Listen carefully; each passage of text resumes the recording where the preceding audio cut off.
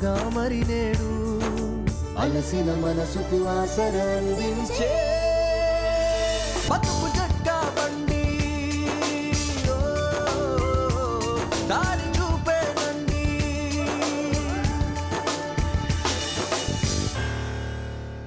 ఇది కథ కాదు జీవితం.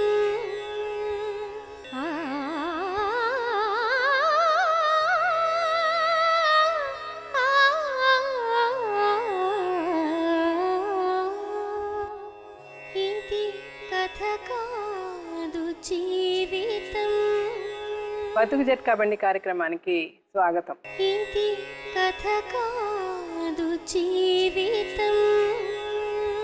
తెలిసి తెలియని వయసులో పెళ్లి, అమ్మతనానికి ఆశపడ్డ తరుణంలో ఇక పిల్లలు పుట్టరు అనే నింద, బంధువుతో అక్రమ సంబంధం అంటగట్టి విడాకులిచ్చి వదిలించేసుకున్నాడు భర్త. తీరా ఆ బంధువే భర్త స్థానంలో నిలబడతాను అన్నాడు. ఆమెకు అమ్మతనాన్ని పరిచయం చేశాడు. కానీ పుట్టిన బిడ్డ 6 ఏళ్లు పూర్తి చేసుకున్నా కూడా తనని ఇంకా పెళ్లి చేసుకునే వ్యక్తితో తనకి పెళ్లి జరిపించి తన కాపురాన్ని జీవితాన్ని నిలబెట్టమంటున్న ఓ అభాగ్యురాలి మనోవ్యధ ఈరోజు బతుకు జట్కా బండిలో. ఈమె పేరు మంగమ్మ. మంగమ్మకు 12 ఏళ్ల వయసులో పెళ్ళయింది. పెళ్ళయ్యాక మంగమ్మకు సంతానం కలగకపోవడంతో మంగమ్మ భర్త మంగమ్మకు బంధువైన శ్రీనివాస్తో అక్రమ సంబంధం అంటగట్టి పెళ్ళైన 12 ఏళ్లకు విడాకులిచ్చి వదిలించుకున్నాడు. ఒక్కసారిగా ఆపదలో పడ్డ మంగమ్మకు శ్రీనివాస్ ఆపద్బాంధవుడిలా నిలబడ్డాడు. పెళ్లి చేసుకుంటాను అని మాట ఇచ్చి మంగమ్మతో ఒక ఆడబిడ్డకు జన్మనిచ్చాడు. కూతురు పుట్టి 6 ఏళ్లైనా కూడా ఇచ్చిన మాట నిలబెట్టుకోలేదు. మంగమ్మను పెళ్లి చేసుకోకుండా శ్రీనివాస్ మరో పెళ్లి చేసుకోవాలి అనుకుంటున్నాడు అని శ్రీనివాస్తో తనకు పెళ్లి జరిపించి తనకు తన బిడ్డ భవిష్యత్తుకు భరోసా కల్పించమంటూ బతుకు జట్కా బండిని ఆశ్రయించింది. మంగమ్మ తన మనోవేదనను మనతో చెప్పుకోవడానికి తన కూతురితో ఇక్కడికి వచ్చింది.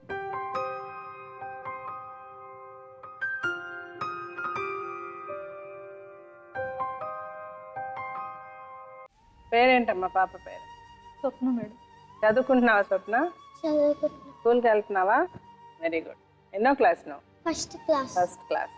ఓకే, చెప్పండి మంగమ్మ గారు, మీ ప్రాబ్లమ్స్ ఏంటి, మీ కష్టాలు ఏంటి? చిన్నప్పుడే నాకు చిన్న ఏజ్లో అమ్మ నాన్నలు పెళ్లి చేశారు మేడం. 12 సంవత్సరాలలోనే. 12 సంవత్సరాలకే పెళ్ళయింది. 12 సంవత్సరాలలోనే పెళ్ళయింది. ఇప్పుడు మీ వయసు ఎంత? ఇప్పుడు నాకు 35 ఉంటాయి మేడం. అప్పుడు అతనికి 28 30 అతనికి ఉంటాయి సార్ మేడం. అతను పెద్ద ఏజీ, నాకు చిన్న ఏజీకి అమ్మాయికి పెళ్లి చేశారు. చేసిన తర్వాత అక్కడ నేను 3 సంవత్సరాలు మంచిగా ఉంచుకున్నారు మేడం వాళ్ళు. అమ్మా నాన్న ఉన్నారు ఇప్పుడు? ఉన్నారు మేడం. మీకు ఎంతమంది అక్క చెల్లెళ్ళు? నేను ఒక్కదాన్ని, ఒక తమ్ముడు మేడం. ఒక తమ్ముడు. సరే, పెళ్ళై 3 సంవత్సరాలు అతను బాగానే ఉన్నాడు మీతో? మంచిగానే ఉన్నారు. ఆయన ఏం చేస్తాడు? అప్పుడు వ్యవసాయం చేస్తారు మేడం. సరే, 3 ఏళ్ళ తర్వాత ఏమైంది? 3 సంవత్సరాల తర్వాత నాకు పిల్లలు గారని 3 సంవత్సరాల నుండి టార్చర్ పెట్టుకుంటూనే ఉన్నారు మేడం వాళ్ళు. కానీ అయినా కానీ నాకు అక్కడ ఇటు అటు అమ్మ వాళ్ళు హాస్పిటల్కి చూపించుకుంటూ ఉన్నారు. చూపించుకుంటూ చిన్న అమ్మాయి కదా అవుతారు అని మేడం వాళ్ళు ఇట్లా చెప్పారు డాక్టర్కి ఎక్కడ వెళ్ళా కానీ. చెప్పినా కానీ అట్లా ఒక 8 సంవత్సరాలు 10 సంవత్సరాలు గడిచింది మేడం. 10 సంవత్సరాలు గడిచిన తర్వాత ఇక్కడ హైదరాబాద్లో 2-3 హాస్పిటల్లో చూపించారు. చూపించిన తర్వాత మీకు టీబీ ప్రాబ్లం ఉంది, మంచిగానే ఉంది, ఒక టీబీ ప్రాబ్లం ఉంది, ఒక టీబీ పని చేస్తుంది అని అన్నారు మేడం. ఇంకా అతనికే ప్రాబ్లం ఉంది అని ఇంకేం చెప్పారో మేడం. కానీ నేను మాత్రం ఇక నాకైతే నా ప్రాబ్లం వస్తే నేను చెప్పుకున్నా. అప్పటికి ఆ 3వ సంవత్సరంలోనే నాకు గర్భసంచిలోకి ఏమో అయ్యి పెద్ద ఆపరేషన్ చేసేసారు మేడం. 3 సంవత్సరాల తర్వాత? పెళ్ళైన 3 సంవత్సరాల తర్వాతనే మేడం పెద్ద ఆపరేషన్ అయిన తర్వాత. ఇంకా ఆపరేషన్ అయింది, ఆపరేషన్ చేసి పిల్లలు కన్నోళ్ళు ఎవరు ఉన్నారు అన్నట్లుగా నన్ను మస్తు ఎప్పుడు వేధించేవాళ్ళు మేడం. కారు ఎప్పుడు గొడ్డుదనే పిలిచేవారు మేడం. 10 సంవత్సరాలు గడిచింది అలా. కానీ ప్రతి హాస్పిటల్ 3 సంవత్సరాల నుంచి మొదలైంది మీకు? 3 సంవత్సరాలు ఉంటాయి. 3 సంవత్సరాల నుంచి మొదలై అంటే దగ్గర 7 సంవత్సరాలు మిమ్మల్ని బాగా బాధించారు మేడం. అందరూ ఫ్యామిలీ, పెద్ద ఫ్యామిలీ వాళ్ళు ఎంత టార్చర్ పెట్టినా నేను భరించాను. నేను మా అమ్మ నాన్న గుడికా చెప్పుకోలేదు. ఎప్పుడు వేధించుకుంటా, నీకు అవసరమే లేదు, వేరే పెళ్లి చేసుకుంటా అని అక్కడ గుడికంగా నాకు ఎప్పుడు మనశ్శాంతి లేదు మేడం. అలా నన్ను ఎప్పుడు వేధించుకుంటుండేవాళ్ళు. ఇతను వాళ్ళ చుట్టాలే, వాళ్ళ బంధువులు అందరూ మేము కలిసే ఉండేది. కానీ శ్రీనివాస్ అనే వ్యక్తి వాళ్ళ మంది వాళ్ళందరూ కలిసి ఉండేటోళ్ళే కదా అని నేను మాట్లాడేది మేడం. మాట్లాడేది. అంటే అతను అతను ఎక్కడ కూడా ఉండేవాడు? శ్రీనివాస్ అన్న ఆయన ఎక్కడ ఉంటాడు? అక్కడనే ఉంటారు, వాళ్ళ బంధువులే మేడం. అంటే ఒకే ఇంట్లో ఉంటారా? లేదు మేడం, పక్క పక్క ఇల్లు. అంటే మీ భర్త కూడా అనేవాడా మీకు పిల్లలు అనేవాళ్ళు పుట్టలేదని? మేడం. అయితే వాళ్ళు అతను తిరుగుడను శ్రీనివాస్తోని నేను ఎప్పుడు క్లోజ్గా ఉంటా మాట్లాడతా అని ఇతనితోని నాకు పరిచయం అయిందని నన్ను ఇతని మీద అక్రమ సంబంధం పెట్టారు.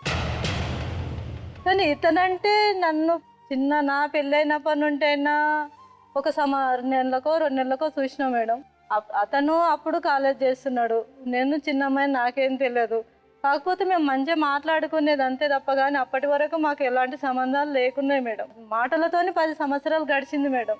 మాటలతో 10 సంవత్సరాలు గడిచిన తర్వాత ఉడక మా సీన్ ఏమన్నాడు, నువ్వు ఎన్ని రోజులు ఇలా టార్చర్ భరిస్తావు, అతనికే మంచిగా లేదు, మంచి హాస్పిటల్కి చూపించుకొని ఉండొచ్చు కదా అని మంచి మాటలే చెప్పేది మేడం. ఇట్లా చెడు ప్రవర్తన ఉడకంగా ఏమి ఉండకపోయేది.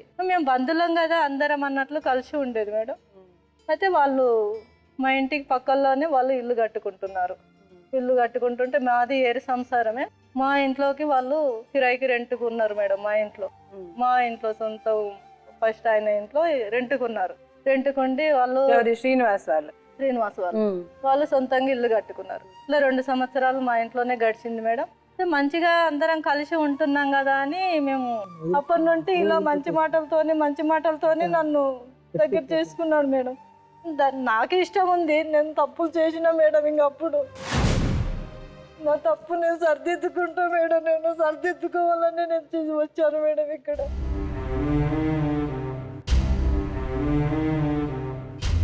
అప్పుడు అతను 2 సంవత్సరాలు మా భర్త నన్ను పట్టించుకోకుండా వదిలేసి ఎక్కడ బయట వాళ్ళతోనే ఉండేది మేడం. వీళ్ళు ఇంట్లో ఉంటే వీళ్ళే నన్ను ప్రతి ఆరోగ్యం బాగాలేకున్నా వీళ్ళే నన్ను చూసేది. వీళ్ళ అమ్మ చూసేది, ఇతను చూసేది, వీళ్ళ నాన్న అందరూ ఎప్పుడు పక్కన కదా చూసేది మేడం. అతను పట్టించుకోకుండా ఉంటాడు, ఈమె జీవితం ఏమవుతుందో అని ఇలాగే అనుకుంటూ ఉండేవాళ్ళు. కానీ వాళ్ళు ఒకరోజు ఇల్లు కట్టి గృహప్రవేశం చేసి వెళ్ళిపోయారు మేడం వాళ్ళ ఇంట్లోకి.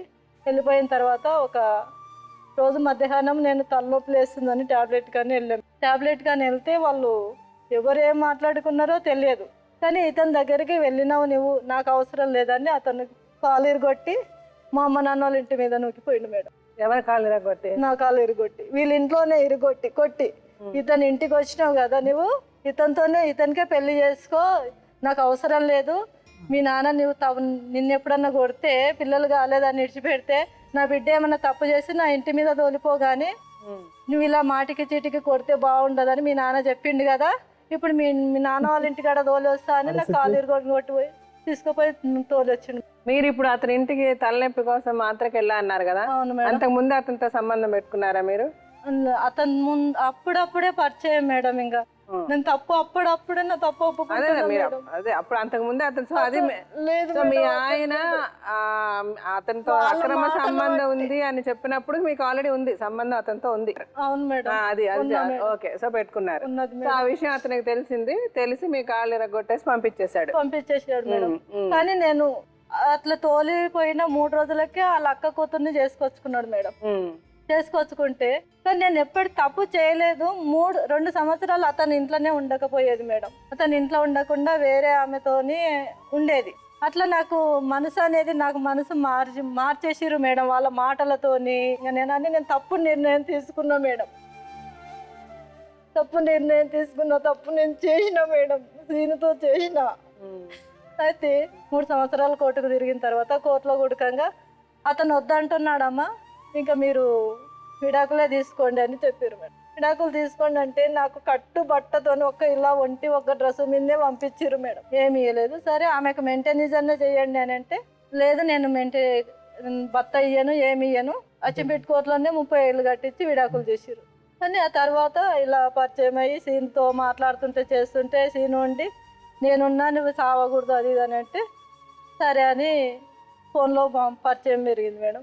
ఫోన్లో పరిచయం పెరిగి అతను ఎక్కడున్నా కానీ ల్యాబ్ టెక్నీషియన్ అని మామనాలో 3 సంవత్సరాలు అక్కడ నేర్చుకోవడానికి వెళ్ళిండు. అక్కడ ఉన్నా కానీ నేను ఫోన్ చేసేదాన్ని, అతను చేసేది. నేను చేయకుంటే కానీ నువ్వు ఎందుకు ఫోన్ చేయలేదు అని అనేది మేడం. భర్త వదిలేసిన మాట నాకు చాలా లోకములో నేను తలెత్తుకొని బతకలేనని నేను అన్నా.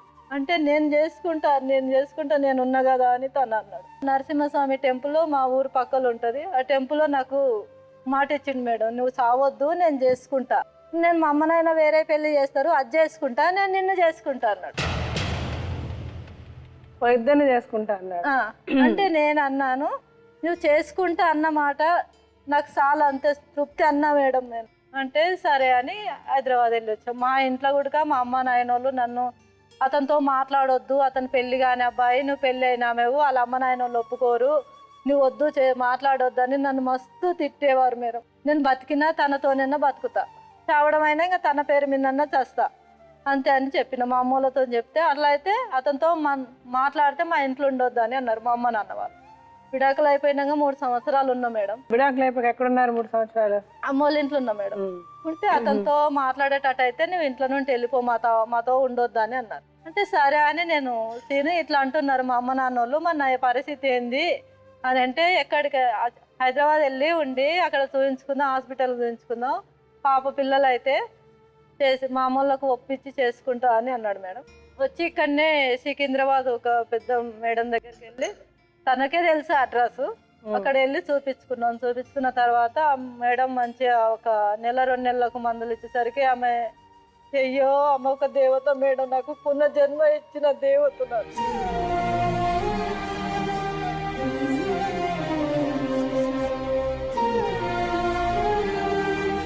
ఆమె ద్వారా నాకు పాప పుట్టింది, ఇతను చూపించినందుకు. నాకు ఆ పాపనే నాకు ఒక ప్రాణం.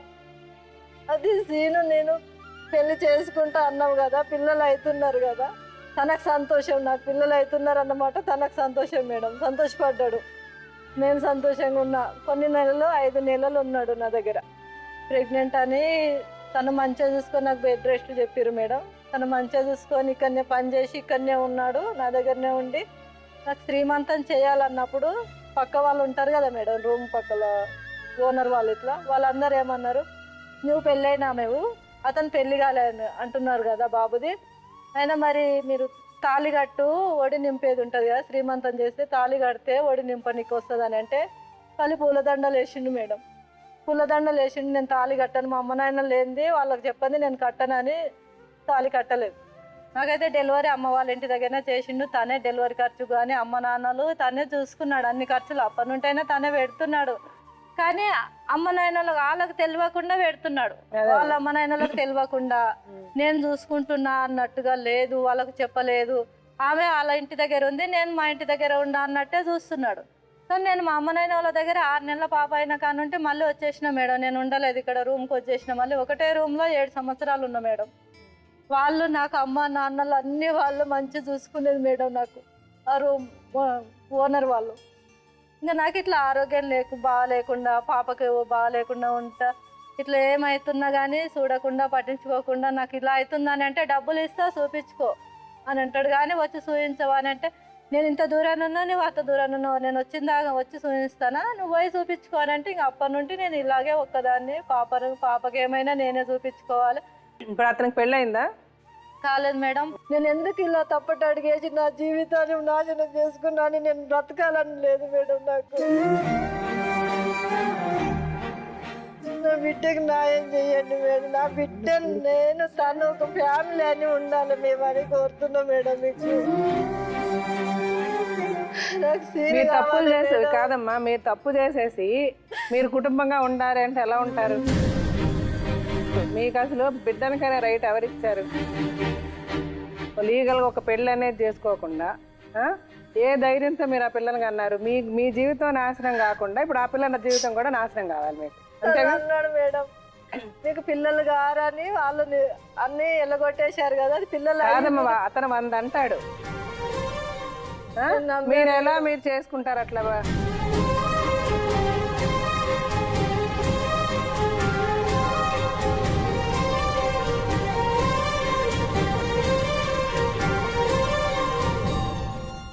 అంటేనే నేను వెళ్ళి వచ్చిన మేడం, లేకుంటే అమ్మ నాయన 100 మంది 100 అంటారమ్మా. తప్పు మందా అతందా? నాది తప్పు మేడం, నాది తప్పు. మీరు తప్పు చేసి ఇప్పుడు మీ తప్పుకి మీరు ఒక్కరు కాదు బలవుతుంది ఇక్కడ ఆ పిల్ల, అవునా? పాప కోసమే మేడం బాధపడేది. అతను అన్నందుకు నేను చేశా. అంటే నేను పిల్లలు కాదమ్మా, వాళ్ళు 100 అంటారు. ఏ మగవాడు అండు ఫ్రీగా ఒక ఆవిడ దొరుకుతుందంటే సంసారం చేయడానికి బాగానే ఉంటుంది. అంతే కదా, పెళ్లి చేసుకోకుండా ఏ రెస్పాన్సిబిలిటీ ఏ బాధ్యత లేకుండా నువ్వు ఇష్టం వచ్చినట్టు సంసారం చేయడానికి ఒకళ్ళు దొరికారంటే ఎందుకు వదులుతారు?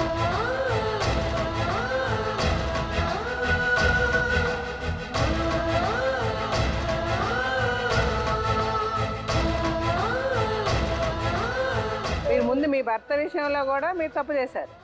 మీరు తప్పు చేసిన తర్వాత మీ భర్త వదిలేశారు. సరే, అతను తిట్టాడో కొట్టాడో ఒక కుటుంబంగా మీరు 10 ఏళ్ళలో 12 ఏళ్ళలో ఉన్నారు. సంవత్సరాలు ఉన్న వాళ్ళు ఎలా ఎందుకు విడిపోవాల్సి వచ్చింది?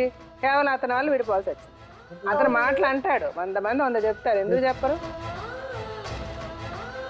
కానీ నాకు ఎన్ని సంవత్సరాలు వేధించిండు మేడం, నువ్వంటే ఇష్టం అని 8-9 సంవత్సరాలు వేధించిండు మేడం. అవకాశం ఇవ్వకుండా ఎవరు మన దగ్గరకు వచ్చి నువ్వు ఇష్టం అని మాట్లాడు. ఒకసారి చెప్పు తీసుకొస్తే రెండోసారి రాడుగా అంటాడా? నేను అలా బయట పెడితే అతని ప్రాణానికి ప్రమాదం అని నేను పెట్టలేదు. అవునమ్మా, అతని ప్రాణం నీకు ముఖ్యమా? నీ జీవితం నీకు ముఖ్యమా? అప్పుడు నా ప్రాణం నాకు ముఖ్యం లేకుండా అది ఎట్లా అమ్మా? ఎట్లా బయట వాళ్ళు వచ్చి వాళ్ళ ప్రాణానికి ప్రాబ్లం అని చెప్పి నువ్వు వచ్చి నాతో సంసారం చేయమంటే వెళ్ళి చేస్తావా? అలా మీరు సమర్థించుకోవద్దు. మీరు మీ కుటుంబంలో మీకున్న కష్టానికి మీ భర్త మిమ్మల్ని సరిగ్గా చూడటం లేదనో, లేకపోతే మీ చుట్టుపక్కల మీ కుటుంబంలో ఉన్న వాళ్ళందరూ మిమ్మల్ని అవమానిస్తున్నారనో, మిమ్మల్ని బాధపెడుతున్నారనో అతను 4 మాటలు మంచి మాటలు చెప్పంగానే అతనితో మీరు వెళ్ళిపోయారు. అతను చెప్పినట్టు మీరు చేశారు. అంతేగాని కేవలం అతని వల్ల చేసేసానని అనొద్దు. అతను కాపాడాల్సిన అవసరం మీకేంటి? పెళ్లి చేసుకున్న మీ భర్త ముఖ్యం, మీ కుటుంబం ముఖ్యం, 3వ వ్యక్తి ముఖ్యం. అతను ముఖ్యం ఇతను ముఖ్యం అనుకున్నా మేడం. ఇద్దరికి ఏ కొట్లాటలు కావద్దు అనుకున్న వాళ్ళు బంధువులు. అది తప్పు. మీది తప్ప కాదా? మీరు చేసిన తప్పుని మీరు సమర్థించుకోవద్దు. తప్పు తప్పే. అంటే నేను ఎందుకు మాట్లాడుతున్నానంటే ఈ ప్రోగ్రాం చూస్తున్న మిగిలిన వాళ్ళకి ఒక బుద్ధి రావాలి. ఇలాంటి ఒక తప్పు డెసిషన్ ఇంకెవరు చేసుకోకూడదు, తీసుకోకూడదు. అందుకని నేను చెప్తున్నా మీరు చేసిన తప్పు ఏంటి అన్నది. ఇప్పుడు మీరు చేసిన దాన్ని తిరిగి తీసుకోలేం. ఇప్పుడు ఏం చేయగలం అన్నది అతను పిలిచి మాట్లాడదాం. అతని పేరు ఏమన్నారు? శ్రీనివాస్. సరే, ఆయన ఒకసారి పిలిచి మాట్లాడదాం. ఆయన ఏం చెప్తారు?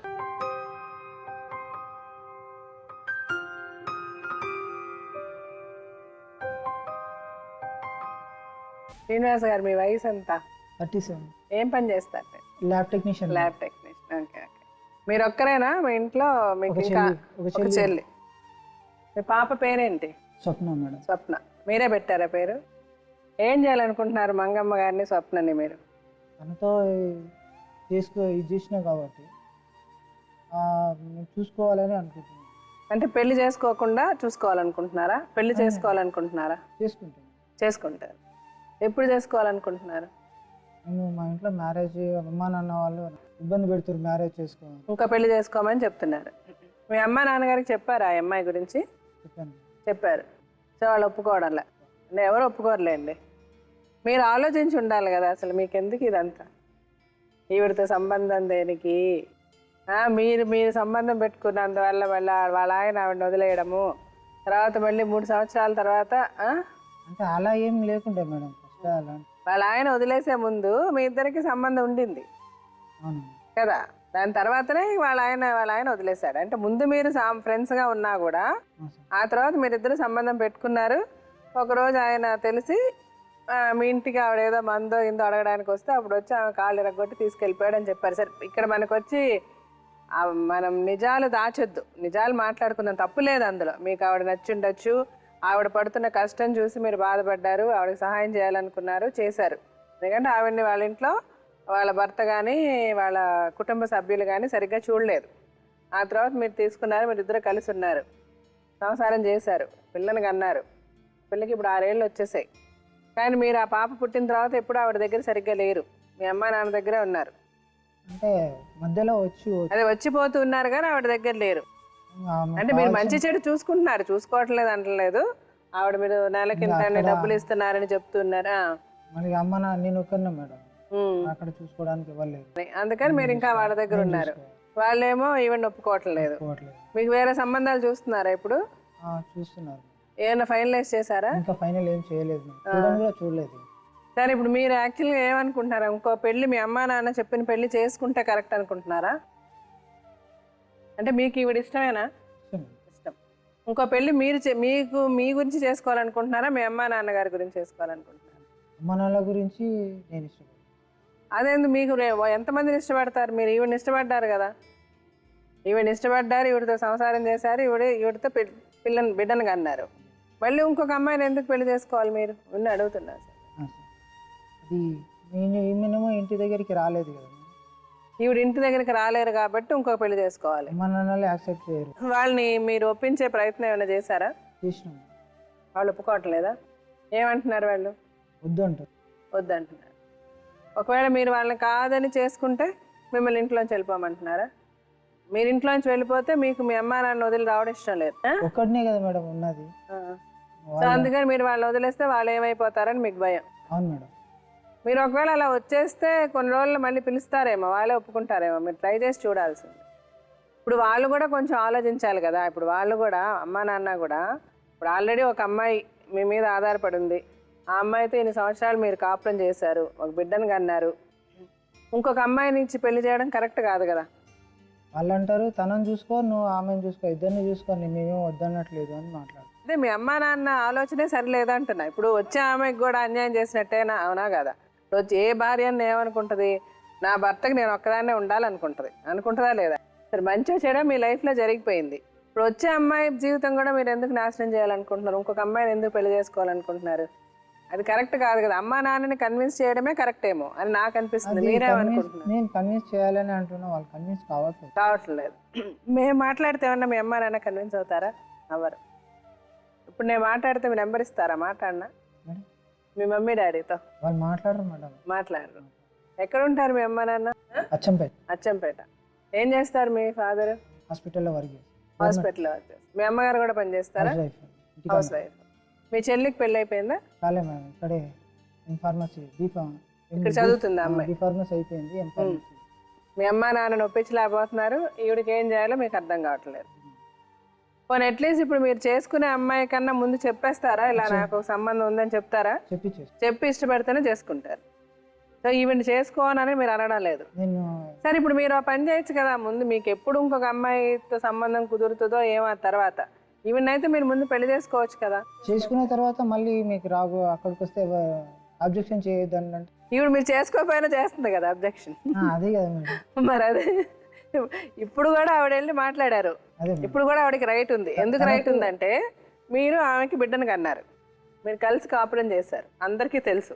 సో మీరు చేసుకున్నా చేసుకోకపోయినా ఆవిడ వెళ్ళి ఏ సంబంధాన్నన్నా మీకు వచ్చే ప్రతి సంబంధాన్ని ఆవిడ ఆపడానికి ఆవిడకి రైట్ ఉంది. మీరు కాదని అనలేరు, అవునా కదా? సో అట్లీస్ట్ మీరు పెళ్లి చేసేసుకుంటే ఆవిడకి ఒక సెక్యూరిటీ వస్తుంది. ఫస్ట్ ఆఫ్ ఆల్ రేపు రెండో పెళ్లి మీరు చేసుకున్న తర్వాత కూడా ఆ అమ్మాయితో ముందు లేదు ఇలా నా జీవితంలో ఇట్లా జరిగింది, ఒక ఆవిడని చేసుకున్నాను మంచిగా చేయడం అని చెప్తే అప్పుడు వాళ్ళు ఆవిడని వదిలేయండి అని అనడానికి ఉండదు. ఈవిడికి సెక్యూరిటీ స్ట్రాంగ్గా ఉంటుంది. ఇప్పుడు మీరు అలా కాకుండా ఈవిడ పెళ్లి చేసుకోకుండా ఉంటే రేపు వచ్చిన ఆవిడని వదిలేయమంటది. అప్పుడు ఆవిడకి సెక్యూరిటీ ఉండదు కదా. అట్లేం చేయను మేడం. నేను అట్లా చేయను. అంటే ఎవరికి మనం సమాధానం చెప్పినా చెప్పకపోయినా, ఎవరికి భయపడ్డా భయపడకపోయినా మన మనసాక్షికి మనం భయపడాలి. మనం మంచి చేస్తున్నామా చెడు చేస్తున్నామా. ఇది ఎవరు నష్టపడకుండా ఎవరు కష్టపడకుండా దీనికి ఎలా సొల్యూషన్ అని ఆలోచించడానికి ప్రయత్నిద్దాం. ఇక్కడ ఈ ప్రోగ్రాంలో డాక్టర్ గారు లాయర్ గారు కూడా వస్తారు. వాళ్ళిద్దరిని కూడా ఒకసారి పిలుస్తా. వాళ్ళు చెప్పేది కూడా మీరు వినండి. విన్నాక మనం ఎలా చేస్తే బాగుంటుంది అని ఆలోచించి ఒక డెసిషన్ తీసుకుందాం. సరేనా?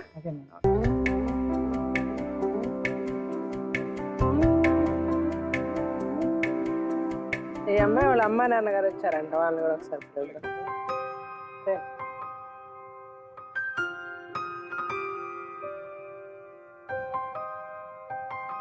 మీరేం చెప్పాలనుకుంటున్నారమ్మా మీ అమ్మాయి విషయాలు? వాళ్ళిద్దరూ పెళ్లి చేస్తున్నారు.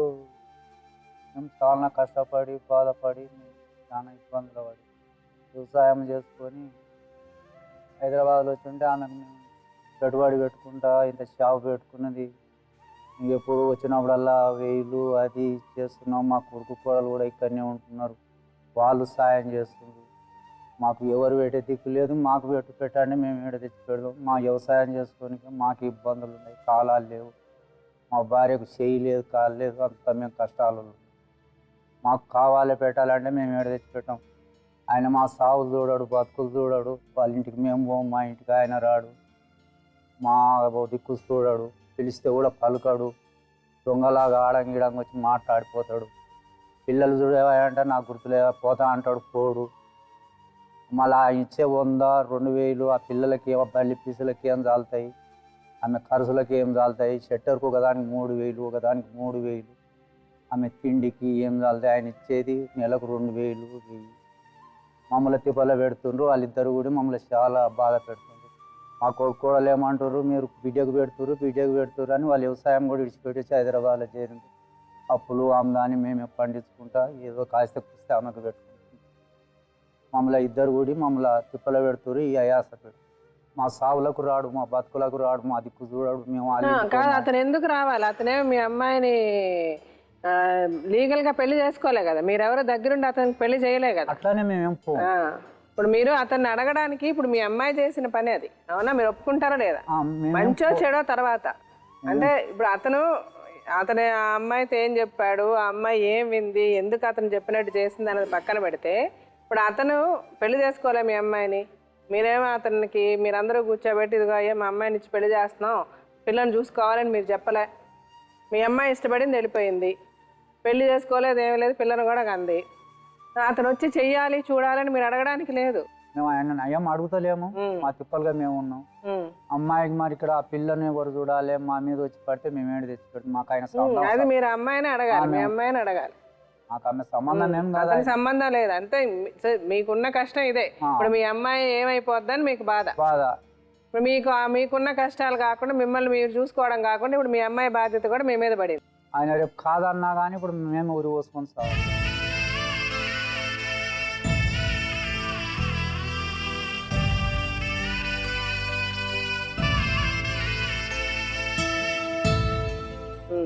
ఆమె అట్లా ఉండగా ఈమె అదే అంటున్నా, మళ్ళీ ఈమె జీవితం ఒకటి. తండ్రి ఎవడు, తల్లి ఎవడు, నాయనమ్మ, తాత అయితే లేడు, కోడలు అయితే లేదు. ఎప్పుడు బిడ్డ అని బిడ్డ అంట వాడుతుంది.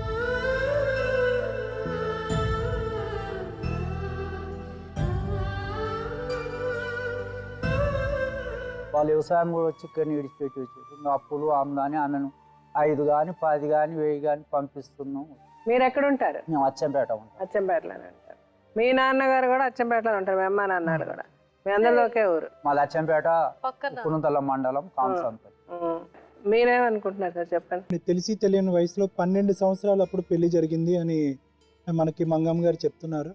అయితే ఏంటంటే చాలా వరకు నమ్మి చూసుకుంటే కనుక 2 సైడ్స్ ఆఫ్ ద కాయిన్, ఒక నాణ్యానికి 2 వైపులు ఎలా ఉంటాయో 2 వైపులు కూడా మనం మాట్లాడుకోవాల్సినటువంటి అవసరం ఉంది.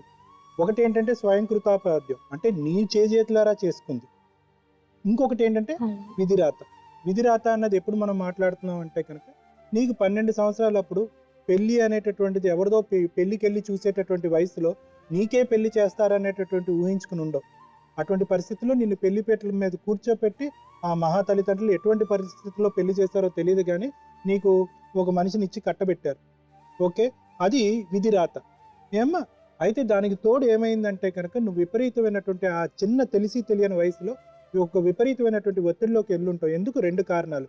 తెలిసి తెలియని వయసులో పెళ్లి చేయటం, తర్వాత ఏంటంటే శారీరకమైనటువంటి ఒక సంబంధం నీ భర్తతో, దానికి తోడు ఏంటంటే అటువంటి శారీరక సంబంధం ఒక పిల్లని ఇవ్వలేదు అనేటటువంటి ఒత్తిడి, దానికి జరిగినటువంటి హింస, ఇవన్నీ కూడా ఏ ఆడదాని జీవితంలో కూడా రాకూడనటువంటి కష్టాలన్నీ కూడా నువ్వు అనుభవించావు.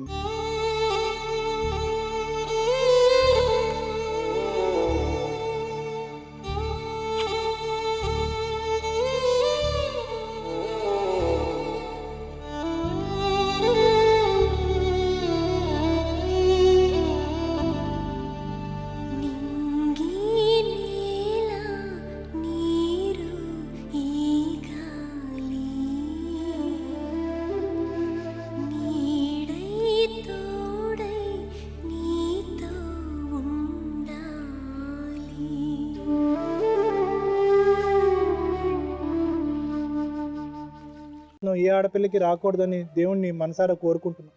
అయితే ఏంటంటేనమ్మా అక్కడితో ఆగలేదు. అక్కడితో ఏంటంటే నువ్వు ఒక ప్రేమ గురించి ఒక వెతుకులాటలో వెళ్ళావు. ఎక్కడ నాకు అసలు సిసలైనటువంటి ప్రేమ జరుగుతుంది, పెళ్లి గిల్లి ఇవన్నీ పక్కన పెట్టద్దాం, నాకు ఒక ప్రేమ కావాలి అనేటటువంటిది ఒక టీనేజ్ యుక్త వయసులో ఉండేటటువంటి వ్యక్తి కలిగినటువంటి కోరికలోనే ఒక ఎడారిలో ఎండమావుని ఎత్తుకునే విధంగా నువ్వు వెతుకులాట.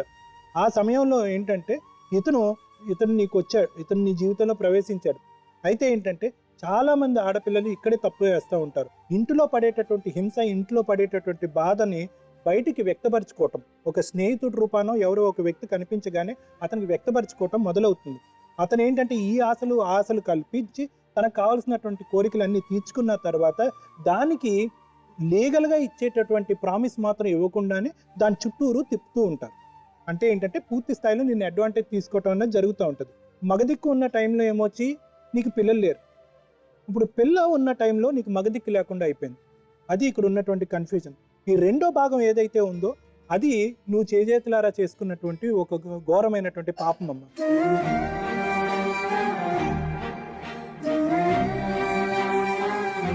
పిల్లల్ని కనే ముందు కనీసం ఆలోచన లేకుండా పిల్లల్ని కనేస్తున్నారు. వాళ్ళు మిమ్మల్ని కనమంటున్నారా? వాళ్ళకేం తెలుసు? ఇలాగ పిల్లల్ని కనేసి ఇట్లాగ వాళ్ళకి ఇలా లేనిపోని కష్టాలు. వాళ్ళకు ఒక అడ్రస్ ఉండదు, తండ్రి అని చెప్పుకోవడానికి ఉండదు, ఒక కుటుంబం ఉండదు. సంతానం కాకున్నా కానీ ఇద్దరు మందులు తిని పిల్లను అన్నారు. అదే చెప్తున్నాం. ఇప్పుడు అదంతా పడేటప్పుడు ముందు ఒక చిన్న ఇంగిత జ్ఞానం, పెళ్ళి అనేది చేసుకున్నాక ఇవన్నీ చేయాలని ఉండాలి కదా. అట్లా లేదు వీళ్ళకు. అదే మరి చెప్తున్నా, అది చేయనందువల్లనే ఈ ప్రాబ్లం అంతా. మరి ఎట్లన్నా మా వల్ల కాని పని మీరేమన్నా తీర్పు పెట్టాలి, మేమైతే మా సాధ్యం కాదు. సార్ మీరు చెప్పాలి సార్, మీరేం చెప్పాలనుకోండి. మీ అందరికీ చెప్తున్నాడు అతను ఏంటి, నేను నా భార్య, నేను వేరే వాళ్ళని, మా అమ్మ వాళ్ళని ఒప్పించి చేసుకుంటాను, లేకపోతే ఈమెను చూసుకుంటాను అని అంటే, ఒకటి మీ ఇద్దరు కలిసి ఉన్నా అది లివింగ్ రిలేషన్షిప్ అనే కంటే ఇప్పుడు భార్యాభర్తలు అనడమే చాలా కరెక్ట్ వర్డ్ ఏమో అని అనిపిస్తుంది. ఎందుకంటే ఈయనకు తెలియకుండానే ఈయన చాలా తెలివైన వాళ్ళు, చాలా తక్కువ తప్పులతోటి పెద్ద తప్పు చేస్తారు అని అంటారు. అలా ఆధార్ కార్డులో Swapna daughter of Srinivasulu, Mangamma wife of Srinivasulu అని ఉంది. అంటే ఇది ఒక్క ఆధారాలు చాలు. ఆవిడ ఎక్కడికైనా వెళ్ళి ఆమె మీకు లీగల్లీ వెడ్డెడ్ వైఫ్ అని. కాకపోతే మీరు ఏమంటున్నారు, మేము పెళ్లి చేసుకోలేదు, నేను ఆమెతో కలిసి ఉన్నాను అంటే అది కుదరదు. ఇప్పుడు మీరు తాళి కట్టారో, రూమ్లో ప్రామిస్ చేశారో, గుళ్ళో ఒక మాట చెప్పి ఆవిడతో ఉన్నారో, శారీరక సంబంధం పెట్టుకున్నారో, అవన్నీ కుదరదు. ఇవన్నీ లీగల్గా మాత్రం మీరు ఆమెకు భార్య, ఆ పాపకు తండ్రి అనే ఆధారాలు మాత్రం చాలా ఇవిగా ఉన్నాయి. ఇవి కాకుండా మేడం ఈయన చేసింది ఒకటి చెప్పదలుచుకుంది ఏంటంటే, ఈమెకు ఎట్లాగూ పిల్లలు పుట్టరు కనుక మనం చూద్దాం, ఎట్లాగో ఆమెను ప్రేమించాం కదా అని ఆమెకు తోడుగా మేబీ ఆ ఫర్టిలిటీ సెంటర్కి దానికి వెళ్ళినట్టున్నారు. మరి ఆమె పుణ్యం పుచ్చిందో మరి ఈయన కర్మ కాలిందో కానీ పిల్లలైతే పుట్టారు. అక్కడ కూడా ఈయన మేనేజ్ చేసుకొని ఆ డాక్యుమెంట్స్ కూడా చూస్తే మహాలక్ష్మి అని రాయించాడు. అంటే అక్కడ కూడా ఆయన ఎస్కేప్ అవుదామని రెడీ అయ్యాడు. కాకపోతే మరి ఇక్కడ మాత్రం ఆయన పట్టుబడిపోయాడు. మహాలక్ష్మి ఎవరు? ఈ అమ్మాయి పేరు మహాలక్ష్మి అని రాయించాడు ఇక్కడ. ఎందుకంటే అది మళ్ళీ ఇప్పుడు ఏ ఫర్టిలిటీ సెంటర్లోనైనా వైఫ్ అండ్ హస్బెండ్ ఎవరు అని అంటే అక్కడ మరి పేరు మార్చడానికి ట్రై చేశాడో ఏమో తెలియదు. ఆ డాక్యుమెంట్స్ మీద మాత్రం అక్కడ మహాలక్ష్మి అని ఉంది. అంటే ఆయన ఎక్కడికైనా కూడా ఎప్పుడైనా కూడా పారిపోవడానికి, ఎస్కేప్ అవ్వడానికి ట్రై చేస్తున్నాడు. కాకపోతే ఈ లీగల్గా మాత్రం ఆయన ఎట్టి పరిస్థితుల్లోనూ ఎస్కేప్ అయ్యే అవకాశాలే లేవు. మీరు ఇక ముందు కూడా భయపడాల్సిన అవసరం లేదు మేడం. ఇప్పుడు ఇందాక ఆయన మీతో ఒక మాట చెప్తున్నారు, ఇద్దరిని నేను పెళ్లి చేసుకున్నా, వాళ్ళ అమ్మ నాన్నలను ఒప్పించిన తర్వాత నేను ఈ అమ్మాయిని పెళ్లి చేసుకుంటానని చెప్పి నువ్వు పెళ్లి చేసుకోవడం ఏంటి? అప్పుడు ఆ అమ్మాయిని నువ్వు మోసం చేసిన వాడివైతావు. ఎవరైతే ఇంకొక అమ్మాయిని నువ్వు చేసుకోవాలని అనుకుంటున్నావో ఆ అమ్మాయిని మోసం చేసిన వాడివైతావు. ఒకవేళ అమ్మాయితో చెప్పే చేసుకుంటాడు లేదు అంటే ఇంకొకటి నువ్వు చెప్పి చేసుకున్నా కూడా అప్పుడు నువ్వు ఏవే సెక్షన్స్ కిందకి నువ్వు లోపలికి వెళ్తావో నీకు అర్థం కాదు. ఇప్పుడైతే కేవలం ఊరికే నీ భార్యాభర్తల మధ్య ఉన్న గొడవలనే ఒక కేసు మాత్రమే పడుతుంది. వేరే నువ్వు ఒకవేళ ఆ అమ్మాయిని ఒప్పించి చేసినా, ఎందుకంటే మన దగ్గరకు చాలామంది వస్తుంటారు, నాకు చెప్పాడు ఇంకొక అమ్మాయిని ఉందని చెప్పేసి, ఆవిడకి కూడా పిల్లలు ఉన్నారు, నేను చేసుకున్నామని చెప్పి మన దగ్గరకు వస్తారు కదా. అలా నువ్వు చేసుకున్న పక్షంలో అయితే ఈమె మీ అమ్మా నాన్నలతో పాటు ఆ అమ్మాయి కూడా జైలుకి వెళ్ళే అవకాశం, ఎందుకంటే ఫుల్ లీగల్ రైట్స్ ఆ అమ్మాయికి ఉన్నాయి. ఇంకోటి మేడం, ఈయన ఆల్రెడీ ఈ అమ్మాయికి లీగల్ రైట్స్ ఎట్లాంటివి అంటే, ఈమె మెయింటెనెన్స్కి నువ్వు మెయింటెనెన్స్ తీసుకునే అర్హురాలివి. ఆయనతోటి పర్మనెంట్ ఎలిమనీ అనేది కూడా నువ్వు తీసుకోవడానికి ఆయన చట్టబద్ధంగా నువ్వు తీసుకోవచ్చు. పాపకి అయితే ఎట్టి పరిస్థితుల్లోనూ ఆయన తండ్రి కనుక మెయింటెనెన్స్ అనేది ఆమె ఎప్పుడైనా ఎక్కడైనా అడగదు. ఎస్ నేను ఆయన భార్యని, నాకు ఆయన ద్వారా ఈ పాప పుట్టింది, నేను లీగల్లీ వెడ్డెడ్ వైఫ్ని కనుక నాకు ఇవన్నీ హక్కులు ఉన్నాయి అని చెప్పి నువ్వు ఒక డాక్యుమెంటరీ ప్రూఫ్ కూడా నువ్వు ఒకటి ఏర్పరచుకునే అవసరం ఇప్పుడు చాలా ఉందమ్మా. ఎందుకంటే నీకు లోక్ అదాలత్ తెలుసు, అక్కడికి వెళ్ళి నువ్వు మాట్లాడావు కనుక. ఇంకొకటి ఈజియెస్ట్ వే ఏంటంటే మేడం, ఈ అమ్మాయి ఒక లీగల్ నోటీస్ లాంటిది వాళ్ళకి ఇచ్చిన పక్షంలో ఒక అడ్వకేట్ ద్వారా నేను ఆయన ఇలా పెళ్లి చేసుకున్నాము, ఆయన ద్వారా నాకు ఈ పాప పుట్టింది, మేము ఇద్దరం కలిసి ఇన్ని రోజులు సహజీవనం చేస్తున్నాము, మా ఆయన ఇంకొక సంబంధాలు చూస్తున్నారని మాకు తెలిసింది, ఎట్టి పరిస్థితిలోనూ మీరు కనుక ఆయనకు పెళ్లి కనుక చేస్తే మీరందరూ కూడా చట్టపరంగా శిక్షకు అర్హులు అని చెప్పి ఈ అమ్మాయి ఒక లీగల్ నోటీస్ లాంటిది ఇచ్చినప్పుడు అదేమైపోతుందమ్మా, నీకు రేపొద్దున ప్రూఫ్ ఉంటుంది. ఎందుకంటే మాకు తెలియక మేము చేసామని వాళ్ళు రేపొద్దున వాళ్ళ తల్లిదండ్రులు ఎస్కేప్ అయ్యే అవకాశాలు ఉన్నాయి కనుక అదొక చిన్న ఈజీ వే అవుట్ మేడం. ఎందుకంటే ఆల్రెడీ అన్ని డాక్యుమెంట్స్ ప్రూవ్ చేస్తున్నాయి ఏంటంటే వీళ్ళిద్దరు భార్యాభర్తలు అని చెప్పేసి. దీనికి మాత్రం ఆ లీగల్ శాంటిటీ అనేది ఒక లీగల్ నోటీస్ ద్వారా ఇవ్వడం వలన ఈ అమ్మాయికి ఆవిడికి కొంచెం సేఫ్టీ అనేది దొరికే అవకాశాలు ఉన్నాయి. ఏం చేద్దాం శ్రీనివాస్ గారు, జెన్యున్గా మీ మనసులో కనుక అదేనా మీ మనసాక్షితో మీరు ఆలోచిస్తే మీ భార్య ఈమె, మీ బిడ్డ ఆ పాప మీ కూతురు అన్నది మీరు కన్ఫర్మ్డ్గా మీ మనసుతో మీరు యాక్సెప్ట్ చేసినప్పుడు ఆవిడని పెళ్లి చేసుకోవడం రైట్ అని నేను చెప్పాను మీకు. మీరు ఆలోచించారు. ఇప్పుడు ఇంకా అది కూడా అవసరం లేదు. ఇప్పుడు ఈ ఆధార్ కార్డు ఉంది కాబట్టి మీరు పెళ్లి చేసుకున్నట్టే. మీరు ఇంకో పెళ్లి చేసుకుంటే ఆమె ఇష్టపడి చేసుకున్నా ఆమె రెండో భార్య అవుతుంది. ఈవిడికి విడాకులు ఇవ్వకుండా, ఈవిడికి లీగల్గా ఒక సెటిల్మెంట్ చేయకుండా మీరు ఇంకో పెళ్లి చేసుకోవడానికి అసలు అవకాశమే లేదు. మీ మదర్ ఫాదర్ని మభ్యపెట్టడం మానేసి వాళ్ళతో మీరు లీగల్గా ఈమెకు భర్త, ఆ బిడ్డ మీ బిడ్డ అన్నది మీ అమ్మ నాన్నకి ఒప్పించి మీరు ఈవిడ్ని భార్యగా మీ ఇంటికి తీసుకెళ్లడమే కరెక్ట్. ఇప్పుడు మీకున్న ఆప్షన్. అమ్మ నాన్నని చూసుకోకపోతే నువ్వు బయట ఉండి చూసుకోవచ్చు కదా. ఇప్పుడు మీ అదే ఊరిలో మీరు ఇంకొక ఇల్లు తీసుకుంటారు, మీ వైఫ్ మీ బిడ్డ ఆ ఇంట్లో ఉంటారు. మీరు రోజు పొద్దున్న వెళ్ళి సాయంకాలం వరకు మీ అమ్మతోనే ఉండండి, మీ అమ్మ నాన్నలతో వాళ్ళకి కావాల్సినవి చూడండి, నైట్ రండి. మీ ఇప్పుడు మీ అమ్మ నాన్న ఎంత రెస్పాన్సిబిలిటీనో ఈవిడ పాప కూడా అంతే రెస్పాన్సిబిలిటీ. ఇప్పుడు మీకు అలాగనేం కాదు అని నేనేం అనట్లేదు. అంటే నాకు ఒకటి మీ దగ్గర నచ్చింది, నేను ఎందుకు ఇంత సాఫ్ట్గా మీతో మాట్లాడుతున్నానంటే మంచో చెడో మీరు, నాకు వాళ్ళతో సంబంధం లేదు, నేను ఆ అమ్మాయి ఇష్టపడి తిరిగింది, ఏదో కనింది, నాకు అవసరం లేదని మీరు మాట్లాడలే. మీరు మీ జెన్యున్గా మీరు ఒప్పుకున్నారు కాబట్టి అది నాకు నచ్చింది. సో నేను జెన్యున్గా మీరు కూడా ఇబ్బంది పడద్దు, మీ కుటుంబం కూడా ఇబ్బంది పడద్దు, అలాగే ఆవిడ ఇబ్బంది పడద్దని నేను మంచి చెప్తున్నా. అంటే అటు లీగల్గా కూడా ఆవిడ చెప్పేసింది ఎంత స్ట్రాంగ్గా ఆవిడకి సపోర్ట్ వస్తుంది అన్నది. అందుకని ఆవిడని కూడా పిలిచి ఆవిడ చెప్పేది కూడా వినండి అని చెప్పింది నేను. ఇప్పుడు సైకలాజికల్గా కూడా మీరేం పెద్ద దుర్మార్గుడు దుష్టుడని నేనైతే అనడంలే. సో మీరు ఇవన్నీ చేసి ఒక ఆధార్ కార్డు వరకు మీరు వచ్చారంటే మీలో మంచితనం ఉంది, మీరు మంచి వాళ్ళే, మీరు ఆవిడకి ద్రోహం చేయాలని మీరు అనుకోలే. 100 సార్లు నేను కాలు చెప్పిన, 2 కాళ్ళు పట్టుకొని చెప్పిన పెళ్లి చేసుకో మా అమ్మాయిని దగ్గర రాని అని చెప్పిన. ఆయన చాలా మితిమీరింగ్ ఉన్నాడు. ఏమేమో మమ్మల్ని అయాస పెడుతున్నారు ఇద్దరు కూడి. మాకు సంబంధం కాదు, ఆమె సంబంధం కాదు, ఆయన సంబంధం కాదు, ఆమె బాధ్యత ఏమో ఆమెకు చూసి నీ పిల్లని తల్లిని ఇప్పుడు కూడా ఇంకో పెళ్ళాం చేసుకో మా బిడ్డని తో మాట్లాడుతారు. ఎవరు వచ్చి చంపుతారమ్మా? వాళ్ళ తల్లిదండ్రి. మరి అప్పుడు మీ అమ్మాయికి బుద్ధి లేదా? ఎందుకంత సంబంధం పెట్టుకుంది? మరి ఏం చేయాలంటారు ఇప్పుడు? మా అమ్మాయి తప్పైంది. మరి మీరు అలా మాట్లాడకండి. చంపుతారు, పొడుస్తారు, మీకేమన్నా భవిష్యత్తు తెలుసా అమ్మా? వాళ్ళు అట్లా ఉండరు. ఉండరా? ఎందుకు ఉండరు? వాళ్ళ బాధ ఉండదా వాళ్ళకి? 10 ఏళ్ళ సంది ఒక నాడనకి పిల్లలు. అవునమ్మా, వాళ్ళకి బాధ ఉండదా? ఏం బాధ ఉందో మీరు అలా వాళ్ళ పరిస్థితుల్లో మీరుంటే మీరు ఇంకా ఎక్కువ మాట్లాడతారు. అలా మాట్లాడకండి. మాకు సంబంధమే అంతే. అప్పుడు వాళ్ళు దాంతో వదిలేయండి అంతే. మాకు సంబంధం. సో చెప్పండి శ్రీనివాస్. సో ఇది మీరు మీ అమ్మ నాన్నగారితో మాట్లాడండి. మాట్లాడి మీరు ఆవిడ తీసుకొని వెళ్ళి, ఆవిడ లీగల్ వైఫ్ ఇప్పుడు మీకు, రేపు ఆవిడ లీగల్గా మీరు ఇంకో పెళ్ళి ఆవిడని కాదని చేసుకోలేరు, చేసుకున్నా కూడా మీరు చాలా ఇబ్బందులు పడతారు. సో అవన్నీ లేకుండా సాఫీగా మీ జీవితం సాగాలి, ఆవిడ జీవితం సాగాలి. మెయిన్గా ఆ పాప గురించి ఆలోచించండి. ఆ పాప ఏం తప్పు చేయలే కదా. సో అందుకని ఆ పాపకు ఒక మంచి భవిష్యత్తు ఏర్పడేలాగా మీరు చేసేలాగా మీరు ఉండండి. సో దానికి అవసరమైతే తెలుస్తుంది, అది దానికి అవసరం ఏం చేయాలన్నా కూడా మీ అమ్మా నాన్నలతో మమ్మల్ని మాట్లాడమన్నా నేనే మాట్లాడతా. సో మేము మాట్లాడిన తర్వాత మనం ఒక డెసిషన్కి వచ్చి ఎలా చేద్దాం డిసైడ్ చేస్తాం. సరేనా?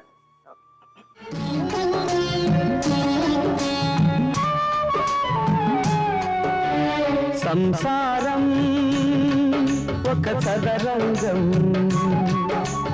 అనుబంధం ఒక రణరంగం. స్వార్థాల మత్తులో సాగేటి ఆటలో ఆవేశాలు రుణపాశాలు తెంచే వేళలో సంసారం